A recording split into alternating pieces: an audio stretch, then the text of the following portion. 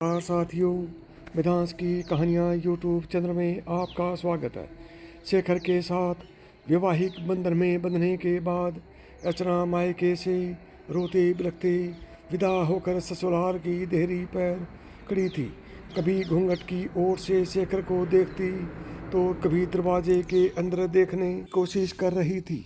अंदर से कुछ आवाज़ों को सुनने के सिवा वो कुछ भी समझ नहीं पा रही थी। उसे ये तो पता था कि शेखर की माँ नहीं है, यानी वो बिना सास ससुराल में जाने वाली है।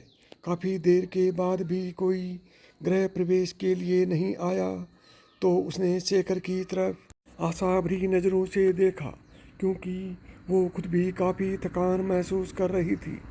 शेखर ने शायद अर्चना की नज़रों की भाषा पढ़ ली थी। वो अपनी छोटी बहन को बुलाकर लाया और उसके कान में कुछ कहा।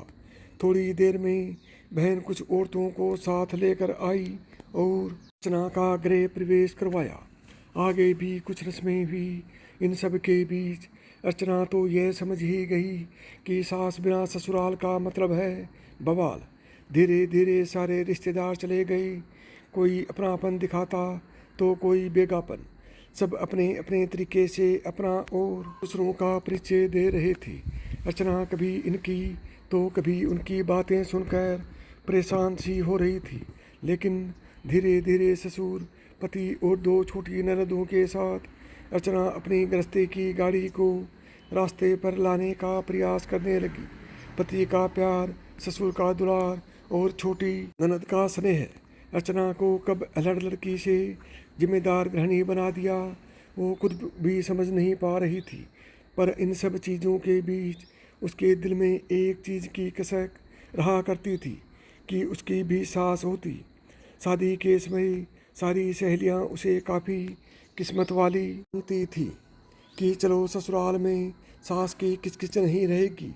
पर सच्चाई तो यह है कि जिस घर में सास ना हो उस घर में आने वाले सारे लोग सास ही बनने की कोशिश करते हैं। ना भी इस बात को समझती थी, तभी तो दिल में फैसला कर चुकी थी कि वो अपनी बेटियों की शादी सास बिना ससुराल में नहीं करेगी।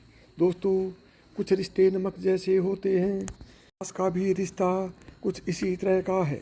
ससुराल का हर सुख बिना सास के फीका ही स्वाद देता है। ये कहावत भी सही है कि सास गले की फांस होती है जो ना निगली जाती है न उगली जाती है, पर इनका रिश्ता काफ़ी खास होता है।